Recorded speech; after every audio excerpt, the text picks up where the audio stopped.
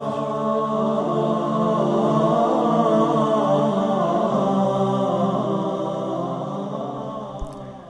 باللہ من الشیطان الرجیم، بسم اللہ الرحمن الرحیم۔ سلام علیکم ناظرین، میں شفا زہرا آپ تمام کا استقبال کرتی ہوں چینل ون کے اس خاص پروگرام میں کہ جس کا عنوان ہے the leader of the woman of the universe. جناب فاطمۃ الزہرا کی ذات کے حوالے سے یہ پروگرام ہے جس میں ہم مسلسل جناب سیدہ کی ذات کو ایک مختلف انداز میں اور ایک دقیق انداز میں دیکھنے کی کوشش کر رہے ہیں۔ یہ وہ ہستی ہیں کہ جن کے لیے خود رسول اللہ صلی اللہ علیہ وآلہ وسلم یہ ارشاد فرما رہے ہیں کہ اِنَّ فاطمۃ خلقت حوریہ فی صورت انسیہ، کہ بے شک فاطمہ کو خلق کیا گیا ہے انسانی شکل و صورت میں، جبکہ وہ ایک حور ہیں۔ یعنی حور سے مراد یہاں پر یہ ہے کہ وہ ایک شفاف ہیں، ایک پاک و پاکیزہ ہیں، وہ معصوم ہیں اور انہیں انسانی شکل و صورت میں خلق کیا گیا۔ ناؤ دا کوشچن از کہ کیوں جناب سیدہ ایک ملکوتی مخلوق ہونے کے باوجود ہم انسانوں کے درمیان آئیں؟ کیوں؟ کیا وجہ تھی؟ اس کی وجہ یہی تھی کہ ہم انسانوں کے لیے ہدایت کی ضرورت تھی، اور اسی لیے پروردگار عالم نے جناب سیدہ جیسی ہستی کو بھیجا تاکہ ان کو دیکھ کر ہم خواتین اپنی زندگی بہترین بنا سکیں۔ اور نہ صرف یہ کہ خواتین، عام طور سے ہمیں لگتا ہے کہ جناب سیدہ فقط خواتین کے لیے رول ماڈل ہیں، جبکہ ایسا نہیں ہے، بلکہ جناب سیدہ جس طرح سے خواتین کے لیے رول ماڈل ہیں، سملرلی آپ مرد حضرات کے لیے بھی رول ماڈل ہیں، کیونکہ آپ کی جو ہمیں زندگی نظر آتی ہے، آپ کی جو شخصیت نظر آتی ہے، وہ فقط ایک خاتون سے مربوط نہیں ہے، وہ فقط ایک خاتون سے فکس نہیں ہوگی کہ فقط خاتون ہی یہ کام کر سکتی ہے، بلکہ مرد بھی درس لے سکتے ہیں، درس حاصل کر سکتے ہیں۔ اب ہم دیکھتے ہیں کہ جس طرح سے رسول اللہ نے یہ فرمایا کہ فاطمہ انسانی شکل و صورت میں ایک حور ہے، میری بیٹی ایک حور ہے انسانی شکل و صورت میں، یعنی وہ اس دنیا کی نہیں ہے، ظاہر ہے ایک ملکوتی مخلوق ہے۔ اور یہ بات اس وقت اور زیادہ کلیئر ہو گئی کہ جب جناب فاطمہ الزہرا نے خود فرمایا، کیا فرمایا؟ آپ فرماتی ہیں کہ حبب الیہ من دنیاکم ثلاث، کہ تمہاری دنیا میں سے، آپ جملے دیکھیں کہ تمہاری دنیا میں سے مجھے تین چیزیں پسند ہیں، تین چیزوں سے میں بہت محبت کرتی ہوں۔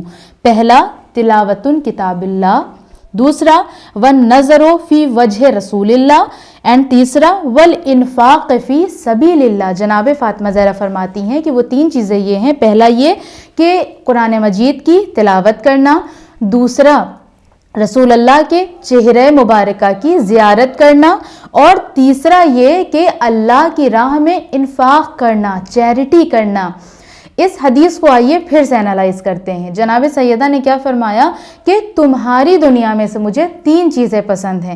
اچھا، نارملی بھی ہم اگر کبھی کسی کی بات کر رہے ہوتے ہیں جو تھوڑا سا مختلف مزاج کا انسان ہوتا ہے، اس کے لیے ہم اکثر کہتے ہیں نا کہ ارے ان کی تو دنیا ہی الگ ہے، ان کی بات نہ کرو، ان کی تو دنیا ہی الگ ہے۔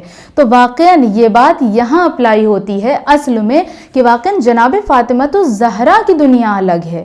وہ اس دنیا میں ضرور آئیں انسانی شکل و صورت میں ہماری رہنمائی کے لیے، ہماری ہدایت کے لیے، لیکن ان کی دنیا الگ ہے، ان کی دنیا کچھ اور ہی ہے، اور وہ ہماری دنیا میں سے جو پسند کر رہی ہیں وہ تین چیزیں ہیں، اور ان کے پسند کرنے کا اور اس کو بتانے کا جو مقصد اور موٹیو ہے وہ یہی کہ ہم بھی ان چیزوں کو عملی جامہ پہنائیں، ہم بھی اسے پریکٹیکل لائف میں لے کر آئیں۔ سب سے پہلا تلاوت القرآن، کہ قرآن مجید کی تلاوت کریں۔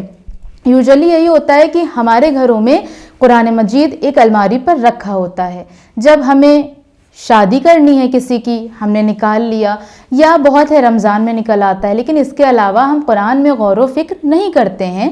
اور میں کسی کو ٹارگٹ نہیں کر رہی ہوں، میں بھی اس میں شامل ہوں، لہٰذا ہم سب کی ذمہ داری ہے کہ ہم سب کو چاہیے کہ زیادہ سے زیادہ ٹائم نکالیں کہ جس میں ہم قرآن مجید کی تلاوت کریں۔ اور ضروری نہیں ہے کہ ہم ایک وقت میں ایک پورا پارہ پڑھ لیں، نہیں، اگر ایک صفحہ پڑھ لیں یا چند آیات پڑھ لیں تو وہ بھی انف ہے۔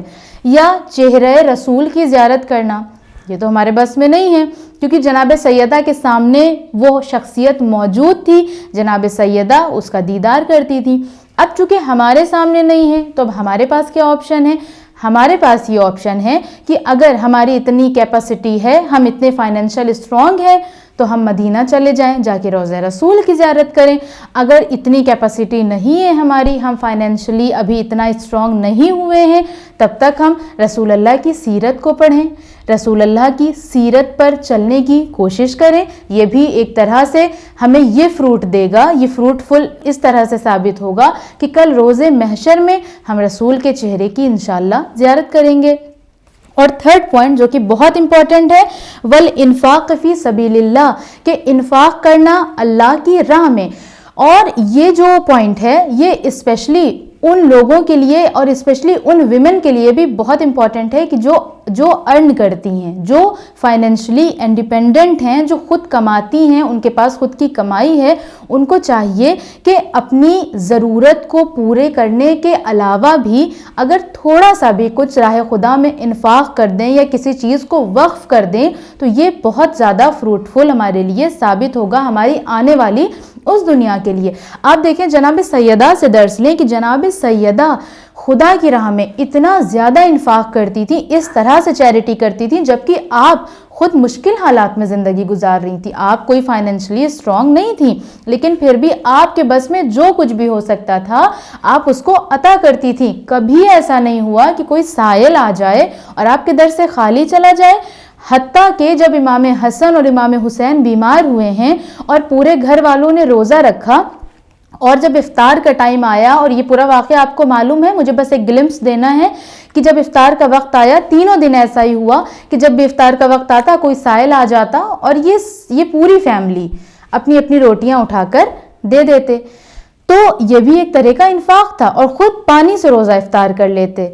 اگر ہم اور آپ ہوں تو ہم ہرگز ایسا نہ کریں، اگر ہماری پوری فیملی میں سے کسی ایک نے بھی دے دیا تو انف ہے، لیکن جناب سیدہ کے گھر میں ہر کوئی ایک نمونہ عمل بن کر آیا، اسے اپنے حصے کی جزا چاہیے، اسے اپنے حصے سے خدا کو راضی رکھنا ہے، بس اسی لیے راہ خدا میں وہ انفاق کرتی تھی۔ یا ایک بڑا ہی مشہور و معروف واقعہ میں آپ کو سناؤں کہ ایک مرتبہ رسول اللہ مسجد نبوی میں تشریف فرما تھے اپنے اصحاب کے ساتھ۔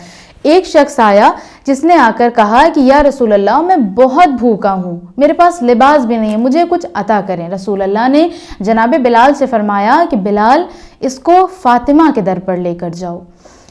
اب جب جناب بلال اس شخص کو جناب سیدہ کے در پر لے کر آئے تو اس نے سلام کیا، السلام علیکہ یا اہل النبوہ، کہ اے اہل نبوت آپ پر سلام ہو، مجھے کچھ عطا کریے، میں بہت بھوکا ہوں، بہت پیاسا ہوں، میرے پاس لباس نہیں ہے۔ جناب سیدہ کے پاس ایک کھال موجود تھی، اس زمانے میں ہوتا تھا نا کہ کھال ایک طرح کا بستر ہوتا تھا، وہ امام حسین کی تھی جس پر وہ سویا کرتے تھے۔ آپ نے وہ اٹھایا اور لا کر اسے دے دیا۔ اس نے اس کھال کو لیا اور کہنے لگا کہ بی بی یہ میرے کس کام کی، میں بہت بھوکا ہوں، اس سے میں کیسے اپنی بھوک مٹاؤں گا۔ یہ سننا تھا کہ جناب سیدہ نے اپنے گلے میں ایک گردن بند پہن رکھا تھا جسے ہم نیکلیس بھی کہہ سکتے ہیں، اس ہار کو جناب سیدہ نے اتارا اور اس شخص کے حوالے کر دیا۔ وہ شخص اس ہار کو اس نے لیا اور خوشی خوشی مسجد نبوی میں آیا اور رسول اللہ کو دکھایا کہ آپ کی بیٹی کے در سے مجھے یہ عطا ہوا ہے۔ تو رسول اللہ نے فرمایا کہ بس اس کو تم بیچ دو اور اپنی بھوک مٹا لو، اپنی ضروریات کو پورا کر لو۔ تو جب یہ سننا تھا کہ عمار یاسر کھڑے ہو گئے اور کہنے لگے یا رسول اللہ کیا مجھے اجازت ہے کہ میں اس ہار کو خریدوں؟ رسول اللہ نے کہا بالکل، اگر تم استطاعت رکھتے ہو تو تم اس ہار کو خرید لو۔ جناب عمار یاسر نے اس ہار کو خریدا اور اس مانگنے والے کو اس کی ضرورت سے بھی زیادہ دے دیا، بہت زیادہ دیا۔ اس کے بعد اس ہار کو مشک سے صاف کیا اور اپنے غلام کے ہاتھوں میں دیا اور فرمایا اور کہا کہ اسے لے کر جاؤ اور جناب سیدہ کے حوالے کر دو۔ جب وہ غلام جناب عمار یاسر کا غلام اس ہار کو، اس نیکلیس کو جناب سیدہ کے پاس لے کر آیا اور اس نے جناب سیدہ کے حوالے کیا تو مسکرانے لگا۔ جناب سیدہ نے اس کے مسکرانے کی وجہ پوچھی کہ تم مسکرا کیوں رہے ہو، کیوں ہنس رہے ہو؟ تو کہنے لگا کہ میں اس ہار کی وجہ سے مسکرا رہا ہوں کہ یہ کتنا بابرکت ہے، اس میں کتنی برکت ہے کہ اس نے ایک فقیر کی بھوک کو مٹایا، اس کی پیاس کو مٹایا، وہ بے لباس تھا اسے لباس دیا، اس کو بے نیاز کر دیا کہ وہ پیسے والا ہو گیا۔ ایک غلام کو اس نے آزاد کروایا، یعنی وہ یہ بتا رہا تھا کہ مجھے آزاد کر دیا گیا ہے، کیونکہ وہ غلام تھا نا عمار یاسر کا۔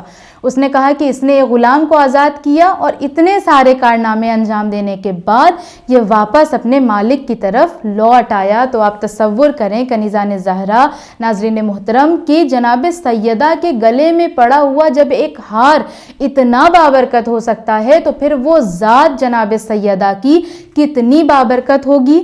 لہٰذا ہم سب کو چاہیے کہ جناب سیدہ کو اپنا رول ماڈل بنائیں اور زیادہ سے زیادہ ان کے بارے میں کتابیں پڑھیں، ان کی زندگی سے نئی نئی چیزوں کو لیں تاکہ اپنی زندگی میں اس کو اپلائی کر سکیں۔ آج کے اس ایپیسوڈ کو ہم یہیں پر تمام کرتے ہیں۔ آپ سے ملاقات ہوگی ہمارے نیکسٹ ایپیسوڈ میں، تب تک بنے رہیں چینل ون کے ساتھ۔ والسلام علیکم ورحمۃ اللہ وبرکاتہ۔